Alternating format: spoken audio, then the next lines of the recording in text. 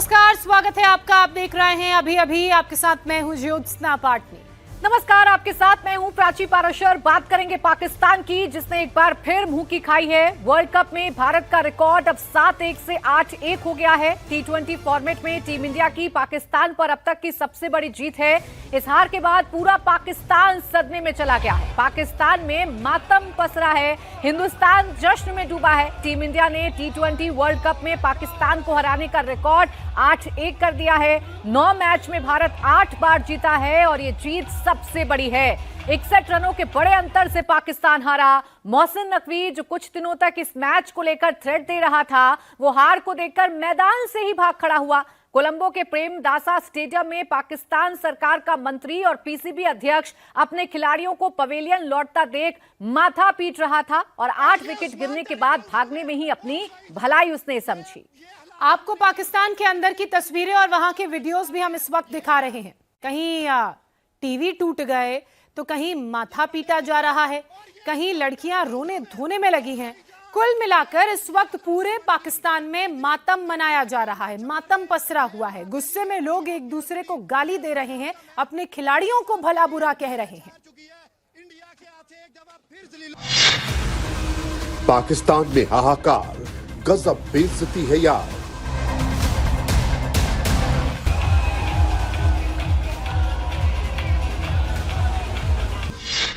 Anchors रोए, YouTubers चीखे, fans छाती पीटने लगे। इधर अफगान जलेबी डांस, उधर आंसुओं का सैलाब। शिकार पर धुरंधर, पाकिस्तान का टोटल सरेंडर।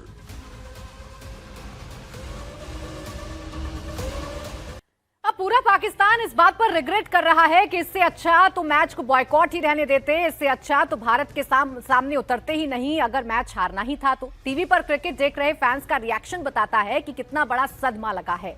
क्रिकेट देख रही लड़कियां अपने ही खिलाड़ियों के प्रदर्शन पर बुरा भला कह रही हैं और उन्हें जमकर कोस रही हैं। हार के बाद शोएब मलिक का बयान भी सामने आया। बाबर पर उनका गुस्सा निकला। शोएब मलिक ने बाबर के साथ स्ट्राइक रेट की दिक्कत की बात कही। बाबर को नंबर 1 से नंबर 4 पर क्यों भेजा गया, जो प्लेइंग ऑर्डर्स में चेंजेस हुए, उन प्लेइंग ऑर्डर्स को लेकर अब शोएब मलिक का गुस्सा सीधे सीधे बाबर पर निकला है। उन्होंने कहा कि बाबर को नंबर 1 से 2 डाउन पर भेजने की क्या जरूरत थी। आपने ना बाबर की बात की, ठीक है, हम सब गर्म हैं, हमारे जो इमोशंस हैं वो निकल रहे हैं। अगर हम थोड़ा सा पीछे चले जाएं तो हम बाबर आजम को क्या कहते थे, स्ट्राइक रेट का प्रॉब्लम है। बासित भाई ऐसे ही है, स्ट्राइक रेट का प्रॉब्लम अभी भी अच्छा स्ट्राइक रेट का प्रॉब्लम है वो जब ओपनर था, ठीक है। हम कह रहे थे स्ट्राइक रेट का प्रॉब्लम है। मेरी हंसी इसलिए निकल रही है कि एक बंदे का स्ट्राइक रेट का प्रॉब्लम है, आप उसे ओपन से 4 नंबर पे लेके आ रहे हो, ठीक है। इस डिसीजन पे तो जिसने ये फैसला लिया हुआ है उसको इमीडिएटली सैक कर देना चाहिए मेरे ख्याल में, कि आपने पहले इशू क्या बनाया कि जी उसके स्ट्राइक रेट का प्रॉब्लम, फिर आप उसे 4 नंबर पे लेके आ रहे हो। तो मेरी समझ से बाहर है कि मतलब ये कौन करता है, ये कैसे हो रहा है। शुएब, हम लोग मैं तो बहुत थोड़ी बहुत क्रिकेट खेली, आपने और कामनी ने माशाल्लाह बहुत ज्यादा खेली है। जिनको ये नहीं पता कि उसमें क्या क्वालिटी है, किस फॉर्मेट का वो प्लेयर है, वो ये नहीं सोचते। जिन्होंने भाग करा वही उसको नंबर 4 पे ले आते। तो पहले वाले गलत थे या अब वाले गलत है, मेरा तो ये सवाल है। अब बाबर के पास आज बेस्ट चांस था कि वो रन बॉल भी खेल ले, चलो मैच को लंबा तो करे। तो चाहे पहले नंबर पर खेलें, चाहे चौथे नंबर पर खेलें, चाहे 5वें नंबर पर खेलें, बाबर आजम जितनी हाइप पाकिस्तान में उनके नाम की बनती है, 5 रन बनाकर आउट हो गए, जिसकी वजह से पाकिस्तानियों का गुस्सा भड़क गया है। पाकिस्तान की हार पर भारत के पूर्व क्रिकेटर भी जश्न मना रहे हैं। कमेंट्री पैनल में मौजूद इरफान पठान ने पाकिस्तान की हार के बाद अफगान जलेबी सॉन्ग पर डांस किया और सेलिब्रेट किया।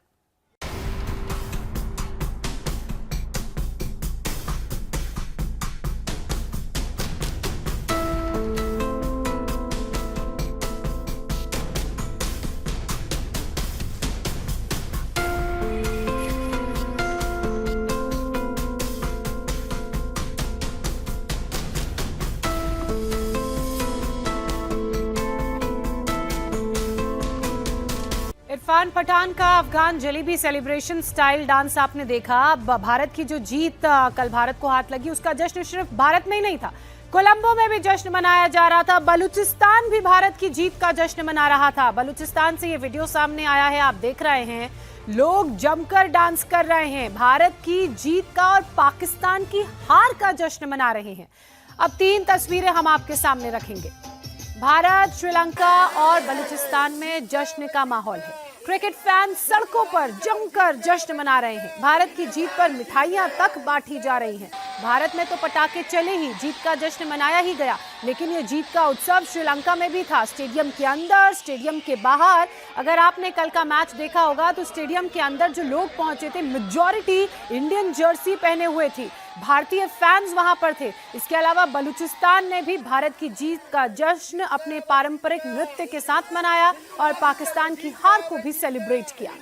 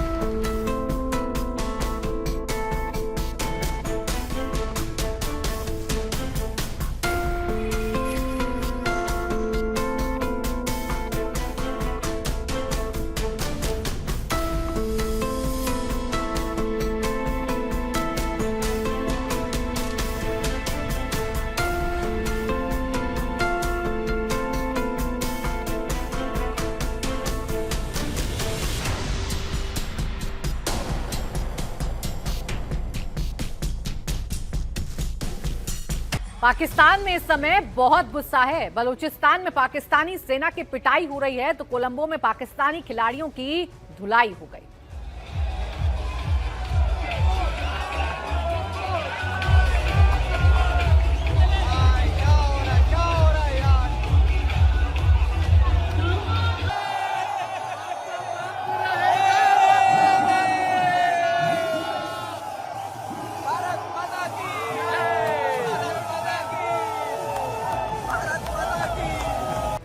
अब देखिए, हार का डर था, इसीलिए पाकिस्तान ने पहले भारत के साथ खेलने से मना भी कर दिया था, लेकिन बाद में पाकिस्तान तैयार हो गया। अपने फैसले पर पाकिस्तान ने यू टर्न लिया और फिर पाकिस्तान हार गया। पाकिस्तान के पूर्व क्रिकेटर कह रहे हैं, इससे अच्छा होता कि पाकिस्तान बॉयकॉट ही करता, कम से कम इतनी जिल्लत तो नहीं झेलनी पड़ती। भाई अभी भी पाकिस्तान से खेलना है क्या? मेरे ख्याल में वो फैसला ज़्यादा ठीक था कि हम पाकिस्तान से नहीं खेल रहे। और जब ये पता चला कि हम पाकिस्तान से खेल रहे हैं तो हमें ये भी पता चल गया था कि शायद बहुत ही बुरे हालात होंगे। लेकिन जिस तरीके से आज बॉलिंग की गई है, मेरे ख्याल में सख्त वर्ड इस्तेमाल करूँगा, बहुत ही पैथेटिक किस्म की बॉलिंग की गई है। और इस दफ़ा बात ये हो रही थी कि वर्ल्ड कप की सबसे टॉप स्पिन अटैक पाकिस्तान के पास है, और ऐसे टॉप स्पिन अटैक की अगर आप बात करें और इस तरीके से खुली डुल्ली मार खाए तो मेरे लिए तो बड़ी हैरानगी की बात है। फिर थोड़ा सा दिलासा देता जाऊंगा कि वर्ल्ड कप से बाहर नहीं हुए हम, आगे आ जाएंगे सुपर 8 में। नामीबिया को मारेंगे, कूटेंगे, छक्के चौके मारेंगे, विकेटें उड़ाएंगे। जब अच्छी टीम आती है तो हमारी खुद विकेटें गिर जाती हैं, जिस तरह आज हमारे साथ हुआ। 175 रन पैथेटिक बॉलिंग करके करवा दिए, लेकिन हमारी बैटिंग ने क्या बैटिंग की है। मतलब अगर ये रन्स करने तो सर्किल में सारे आउट हो जाने। टॉप स्पिन अटैक छोड़िए, पाकिस्तान के प्रीमियम बॉलर्स भी काम नहीं कर पाए। पाकिस्तान के पूर्व क्रिकेटर भी इस वक्त भड़के हुए हैं। पूर्व क्रिकेटर शाहिद आफरीदी अब कई खिलाड़ियों को बाहर करने की मांग पर अड़े हैं। तो यहाँ पे अगर डिसीजन लेना चाहूँ ना, तो मैं यहाँ पे शाहीन को भी बाहर बैठाऊं, बाबर को भी बाहर बैठाऊं और शादाब को भी बाहर बैठाऊं। इसी नए लड़कों को खिलाऊं, नए को चांस दूं, और ये नामीबिया से जो मैच है हमारा, इन्हीं के खिलाफ मैं उनको कॉन्फिडेंस भी दूं और उन्हीं को खिलाऊं। मैं इन लोगों को, क्योंकि हम सब इतने अरसे से देख रहे हैं ये लोग खेले जा रहे हैं। जहां हमारी एक्सपेक्टेशन होती है कि इस टीम के खिलाफ ये अच्छा परफॉर्म करेंगे, इतने सीनियर प्लेयर्स, अगर वहां सीनियर नहीं करके दे रहे आपको, तो वो जो जूनियर बाहर बैठे उनको खिलाएं। फिर क्या ज्यादा फर्क है। और अभी अभी में अब बात यूपी में मौत का सिरप सप्लाई करने वाले गैंग पर योगी के ताबड़तोड़ एक्शन की।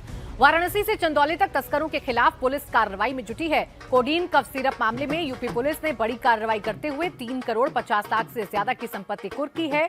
मुगल सराय पुलिस और क्राइम ब्रांच की ज्वाइंट टीम ने आरोपी की संपत्ति को स्थायी रूप से फ्रीज कर दिया है। 11 फरवरी को कोर्ट ने कोडीन कफ सिरप मामले में कार्रवाई की गई थी कुर्क की। कोर्ट के आदेश के बाद तस्कर स्वप्निल केसरी के खिलाफ उत्तर प्रदेश पुलिस ने कार्रवाई की। कफ सिरप मामले में जिले में ये अब तक की सबसे बड़ी कार्रवाई बताई जा रही है। पुलिस ने आरोपी के मकान और जमीन पर मुनादी कर कुर्की की कार्रवाई का बोर्ड लगाया और नोटिस भी चस्पा कर दिया है। अभियुक्त स्वप्निल केसरी पुत्र मनोज केसरी के नाम से है, जिसके विरुद्ध मुगल सराय थाने में मुकदमा पंजीकृत है, जिसकी जमीन को धारा 68F1 NDPS एक्ट के तहत फ्रीज की जाती है। स्थित आराजी संख्या 914, 915 जो अवैध कोडीन युक्त कफ सिरप के व्यापार से स्वप्निल केसरी पुत्र मनोज केसरी निवासी कृष्णा नगर कॉलोनी चंदासी द्वारा अर्जित किया गया है, जिसके संबंध में मुगल सराय थाने पर मुकदमा अपराध संख्या 570, 571 धारा 8/21, 27/29 NDPS एक्ट में पंजीकृत है। आज दिनांक को आराजी संख्या 914-15 जो 68F NDPS एक्ट के तहत फीस की जाती है। पुलिस के अनुसार आरोपी ने 3 फर्जी फर्मों के नाम से कोडीन युक्त कफ सिरप के अवैध व्यापार में इसकी संलिप्तता थी। आरोपी स्वप्निल केसरी पर जांच के दौरान ये बात सामने आई कि उसने तस्करी से अवैध धन अर्जित कर अलग अलग जगहों पर संपत्तियां खरीदी। करीब 1 महीने पुलिस ने आरोपी को गिरफ्तार कर जेल भेज दिया। इसी क्रम में रविवार को उसकी 6 संपत्तियों पर कुर्की की कार्रवाई की गई और नोटिस भी चस्पा किया गया। बाकायदा एक बड़ा बोर्ड भी लगाया गया।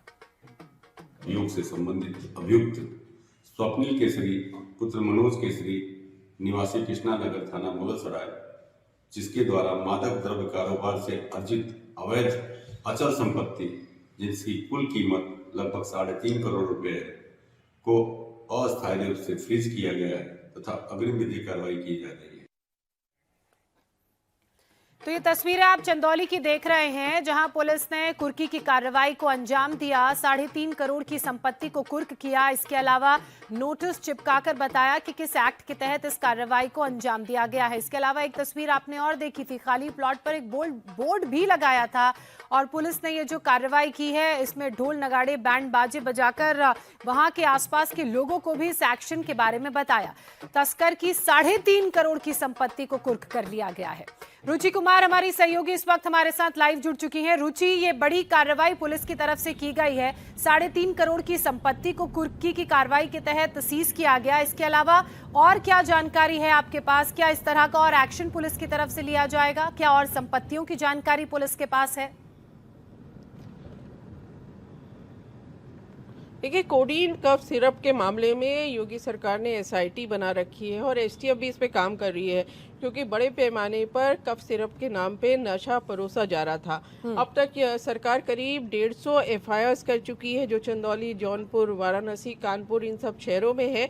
अब ये चंदौली में जो शख्स है जिसकी संपत्ति कुर्क हुई है कोर्ट के आदेश के बाद, ऐसा कहा जा रहा है कि 3 फर्जी फर्म्स के जरिए ये नशीले कोडीन कफ सिरप का कारोबार कर रहा था।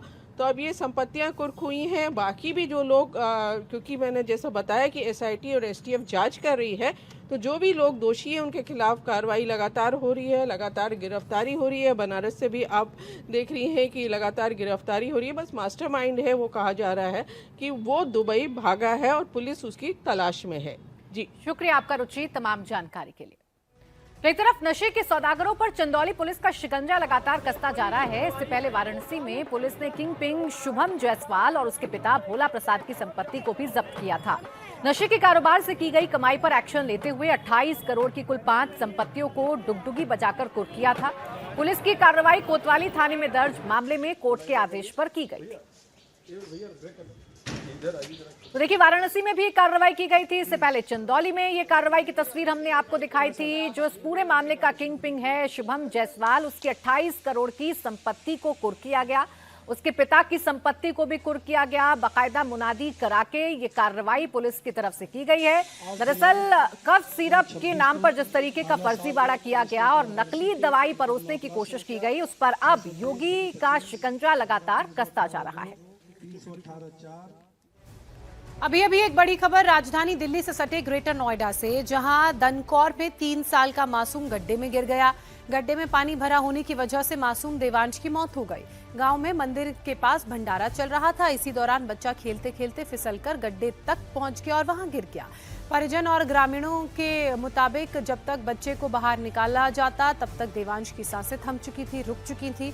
1 महीने के अंदर ये दूसरा मामला है जब अथॉरिटी की लापरवाही ने किसी की जान नोएडा में ली हो। इससे पहले 16 जनवरी को नोएडा में नाले में गिरने से युवराज नाम के सॉफ्टवेयर इंजीनियर की तड़प तड़प कर मौत हो गई थी। और अब ये छोटा बच्चा।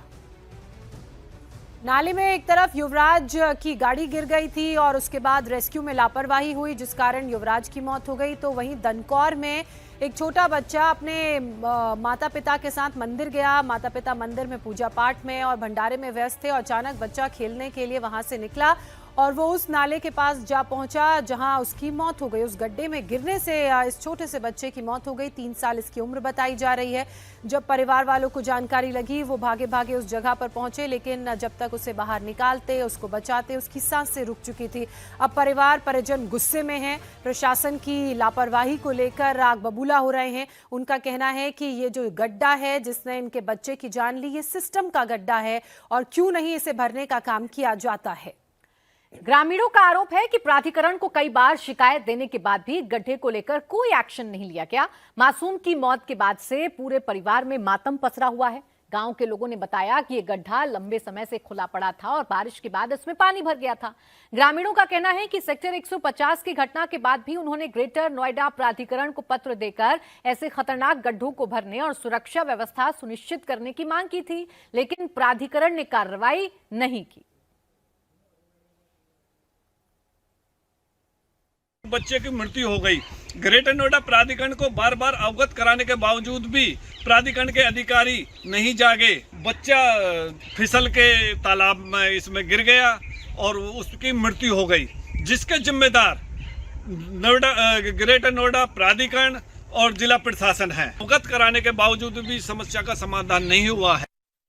देखिए, ग्रामीणों को आप सुन रहे थे, ये वहीं के लोकल हैं। इनका कहना है कि बार बार प्राधिकरण को इस बारे में जानकारी दी। जब सेक्टर 150 वाली घटना घटी थी तब भी गड्ढों को भरने की जानकारी दी थी, लेकिन उसके बावजूद प्राधिकरण जो कुंभकर्णी नींद सोया था वो उससे जागा नहीं और उसका खामियाजा इस 3 साल के बच्चे को चुकाना पड़ा। बच्चे की फिसलकर गड्ढे में गिरने से मौत हो गई। अब परिवार गुस्से में है, जो लाजमी भी है। अब प्राधिकरण गड्ढा कब भरेगा इसका तो पता नहीं, लेकिन 3 साल का बच्चा वापस नहीं लाया जा सकता। गांव वाले आरोप लगा रहे हैं कि बच्चे की मौत प्राधिकरण की लापरवाही की वजह से हुई, लेकिन इस मामले में प्राधिकरण का बयान भी सामने आया। प्राधिकरण का कहना है कि यह जमीन गांव के ही किसान के नाम पर दर्ज है।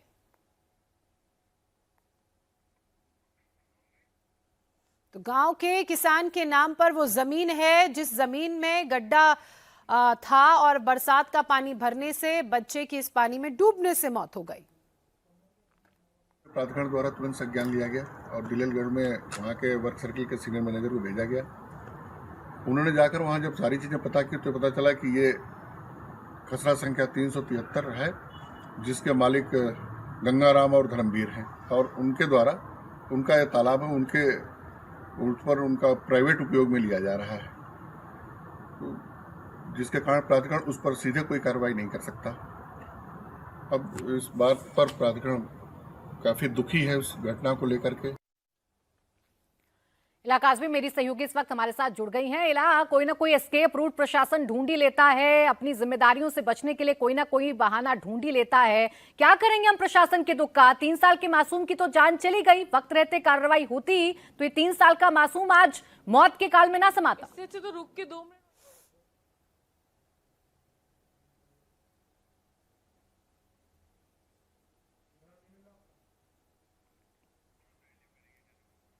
चलिए, इला तक हमारी आवाज नहीं पहुंच पा रही है, लेकिन ये जो तस्वीर है और ये जो घटना है, ये वाकई में एक बार फिर से प्रशासन की गलतियों को एक बार फिर उजागर करने के लिए काफी है। प्रशासन मूकदर्शक बने बैठा रहता है, बहाना ढूंढता रहता है, लेकिन वक्त रहते अगर कार्रवाई करे तो ऐसी घटनाओं पर अंकुश लगाया जा सकता है, फिर किसी मासूम की जान ना जाए।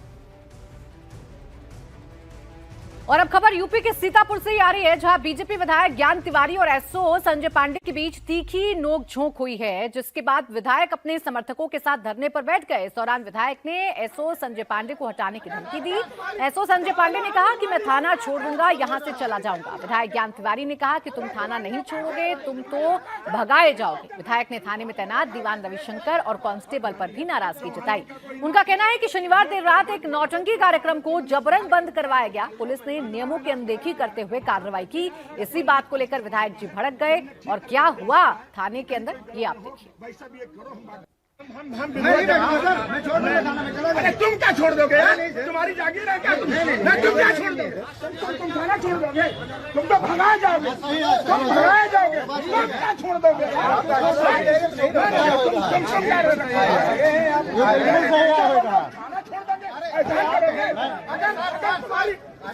तुम्हारी औकात है, सब हो रहा है, तुम्हारी औकात है, तुम्हारी औकात है, तुम इंस्पेक्टर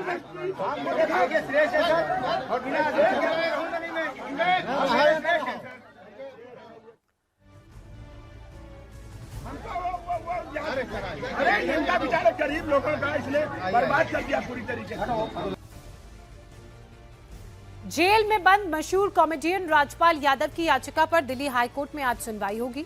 राजपाल यादव को राहत मिलेगी या उन्हें जेल में ही रहना पड़ेगा, अब से थोड़ी ही देर में कोर्ट में इस पर फैसला सामने आ जाएगा। राजपाल यादव ने कोर्ट से शाहजहांपुर में अपनी भतीजी की शादी में शामिल होने के लिए जमानत पर बेल की मांग की है। 5 फरवरी से राजपाल यादव तिहाड़ जेल में बंद हैं। Rajpal Yadav cheque bounce case में सजा काट रहे हैं, जिसमें कुल बकाया राशि लगभग 9 करोड़ रुपए है। 5 फरवरी को राजपाल यादव ने दिल्ली हाईकोर्ट के आदेश पर तिहाड़ जेल में सरेंडर किया। कोर्ट ने उन्हें अधिक समय देने से इनकार कर दिया और 6 महीने की सजा सुनाई गई। अतुल भाटिया हमारे साथ जुड़ चुके हैं। अतुल, अब आज देखना यह है कि जिस बेल की मांग राजपाल यादव की तरफ से की जा रही है, क्या उन्हें मिलती है या नहीं। हालांकि इससे पहले भी कोर्ट ने इनकी मांग को ठुकराया था। देखिए, बहुत अहम सुनवाई होनी है ज्योत्सना इस पूरे मामले के अंदर। अब से कुछ देर पहले अवनीश सिंह सिक्का है, जो कि मुरली प्रोजेक्ट्स प्राइवेट लिमिटेड, ये वो कंपनी है जिससे राजपाल यादव ने 5 करोड़ रुपए का लोन लिया था।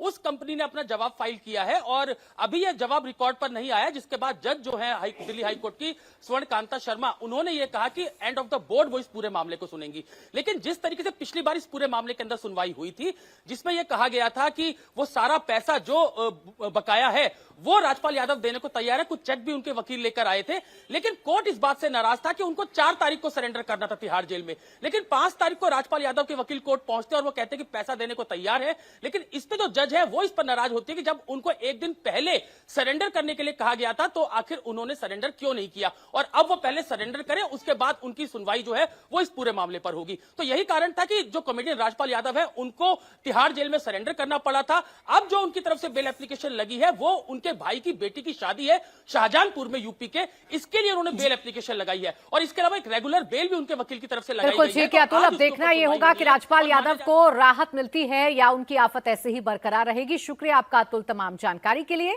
और अब खबर हैदराबाद से है, जहां एआईएमआईएम कार्यकर्ताओं पर हमला हुआ। ओवैसी की पार्टी के कार्यकर्ता महाराष्ट्र के बुल्ढाना से हैदराबाद जश्न में शामिल होने आए थे।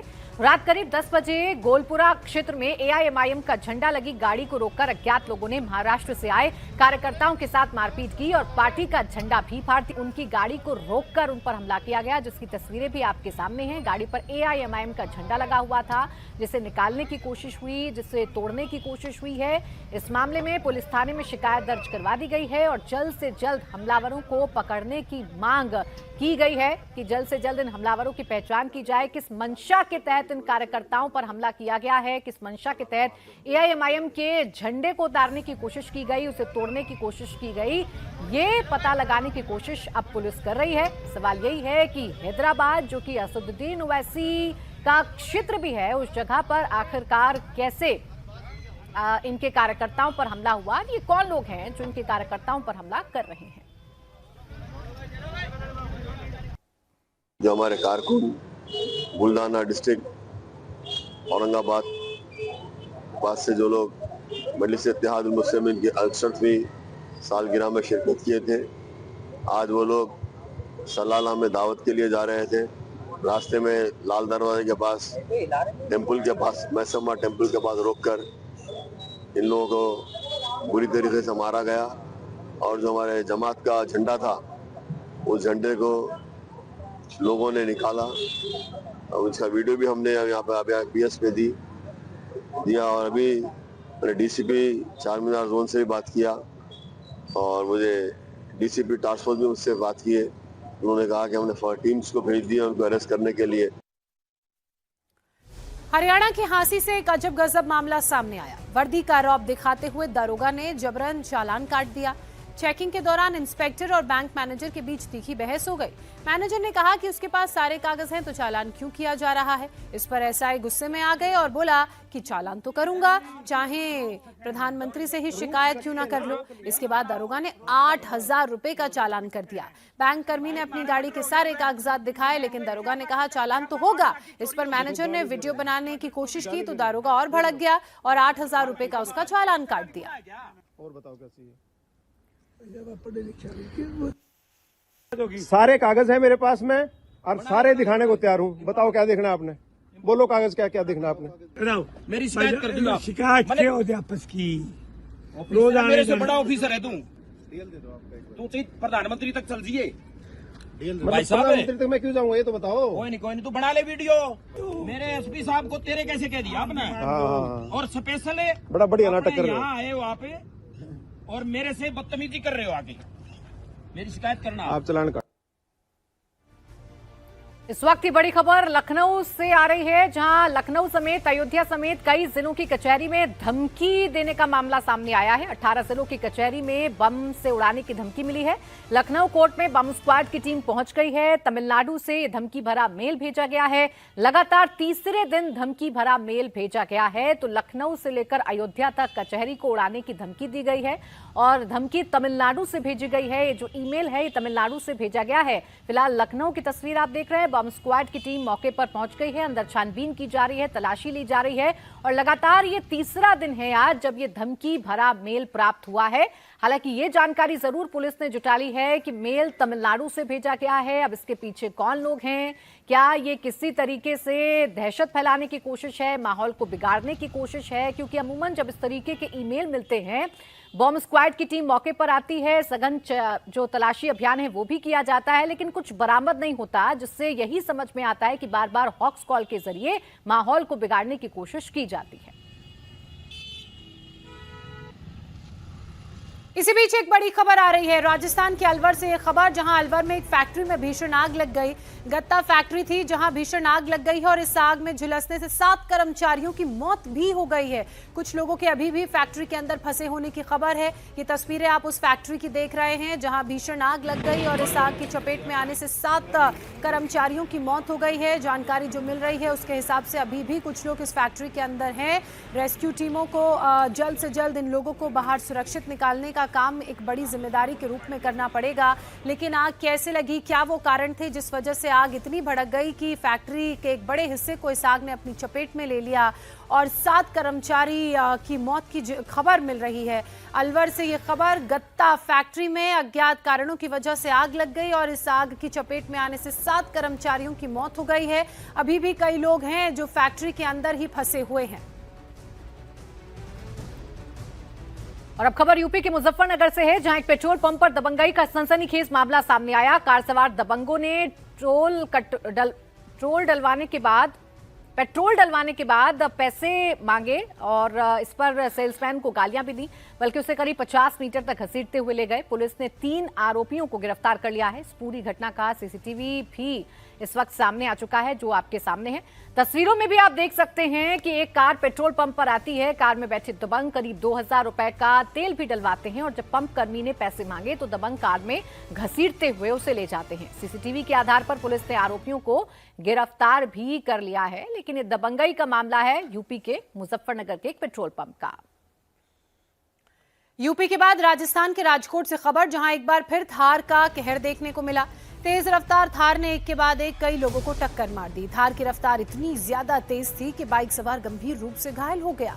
ये पूरी घटना वहां लगे सीसीटीवी में भी कैद हो गई। ये जो सीसीटीवी फुटेज है इसमें आप देखिए कैसे तेज रफ्तार थार पहले तेजी से आगे आती है, बाइक सवार को टक्कर मारती है। वहां मौजूद लोग थार सवार को पकड़ने की जब कोशिश करने लगते हैं तो थार ड्राइवर एक और युवक को कुचलते हुए मौके से रफ्तार से फरार हो जाता है। वायरल वीडियो के आधार पर पुलिस थार सवार की पहचान और फिर उसकी गिरफ्तारी करेगी। लेकिन ये आप देखिए राजकोट राजस्थान का वो इलाका जहां थार का आतंक देखने को मिला। रफ्तार में एक थार आती है, सामने जो स्कूटी वाला था उसे टक्कर मारती है, वो नीचे गिरता है, संभलने की कोशिश करता है। वहां कुछ लोग इस थार को जब पकड़ने लगते हैं तो थार सवार अपनी गाड़ी की रफ्तार एक बार फिर से बढ़ा लेता है और गाड़ी को भगाता हुआ दूसरे व्यक्ति को रौंदता हुआ निकल जाता है। अब खबर आपके अपने शहर गाजियाबाद से है, जहां डंपिंग ग्राउंड को लेकर बवाल बढ़ता जा रहा है। डंपिंग ग्राउंड के विरोध में प्रदर्शन कर रहे किसानों पर पुलिस ने जमकर लाठियां भांजी। पुलिस ने किसानों को दौड़ा दौड़ा कर पीटा। इसमें कई लोग घायल हैं, जिसमें से एक महिला की हालत नाजुक बताई जा रही है। बताया जा रहा है कि प्रदर्शन कर रहे किसानों को पुलिस हटाने पहुंची थी, तभी पुलिस से उनकी झड़प हो गई। पुलिस ने किसानों को गाड़ियों में भरना शुरू किया तो किसान उग्र हो गए, भीड़ ने पथराव शुरू कर दिया। इस पर पुलिस ने लाठीचार्ज किया, किसानों को खेतों में दौड़ा दौड़ा कर पीटा गया। इसमें कई महिलाएं और बुजुर्ग घायल हो गए। इसमें एक महिला की हालत नाजुक बताई जा रही है। पुलिस ने प्रदर्शनकारियों को डंपिंग ग्राउंड स्थल से हटा दिया और अब किसान डंपिंग ग्राउंड से करीब 100 मीटर दूर स्थित मंदिर परिसर में धरने पर बैठ गए। उत्तर प्रदेश के गाजियाबाद जिले के ट्रोनिका सिटी क्षेत्र में किसानों और पुलिस के बीच में ये झड़प हुई है। रविवार दोपहर यहां डंपिंग ग्राउंड के विरोध में हिंसक रूप ले लिया। इस बीच मीरपुर हिंदू गांव में प्रदर्शन कर रहे किसानों और पुलिस के बीच में तीखी झड़प हो गई और देखते देखते हालात बिगड़ने लगे। किसान आक्रोशित हो गए, जिसके लिए पुलिस ने किसानों पर लाठी चार्ज भी कर दिया ताकि किसानों की इस भीड़ को तितर बितर किया जाए। इसमें कई महिला भी शामिल हैं, उन महिलाओं को भी चोटें आई हैं, हालत भी नाजुक बताई जा रही है। ये पूरा बवाल क्यों हुआ, इसके पीछे की वजह भी आइए आपको बताते हैं। मीरपुर में डंपिंग ग्राउंड है, उसे हटाने के लिए पिछले 2 महीने से किसान हैं वो धरने पर बैठे हुए हैं। किसानों का आरोप है कि यहाँ पूरे इलाके का कचरा डाला जाता है, जिससे आसपास के क्षेत्र में दुर्गंध फैल रही है, सांस लेना मुश्किल हो रहा है, तमाम बीमारियों का ये इलाका घर बन रहा है। किसानों की मांग है कि डंपिंग ग्राउंड को हटाकर यहाँ स्कूल या अस्पताल बनाया जाए। दिल्ली में गला घोटू गैंग का आतंक लगातार बढ़ता जा रहा है। दिल्ली के मौजपुर में बदमाशों ने गला दबाकर युवक के साथ लूट की वारदात को अंजाम दिया। बदमाशों ने युवक को पीछे से दबोचकर उसके 2500 रुपए लूट लिए। ये पूरी वारदात सीसीटीवी में कैद हो गई। बताया जा रहा है कि युवक अपने ऑफिस से घर लौट रहा था। जैसे ही वो सुनसान सड़क से गुजर रहा था, पहले से ही घात लगाए बैठे 3 बदमाशों ने उसे घेर लिया। बदमाशों ने अचानक पीछे से उसका गला दबा दिया और सड़क पर गिरा दिया, जिसकी तस्वीर भी आप देख रहे हैं। युवक के संभलने से पहले ही आरोपियों ने उसकी जेब से कैश निकाला और बैग छीनकर फरार हो गए।